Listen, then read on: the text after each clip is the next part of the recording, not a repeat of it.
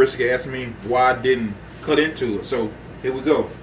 It's very, you see this thing here, it's very, it cooked for about, this one cooked for about 10 hours. It rested for about 4. So it's very flavorful, tender, moist.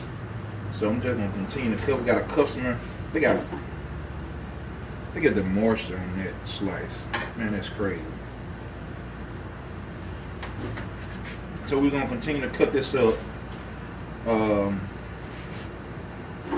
some customers that coming.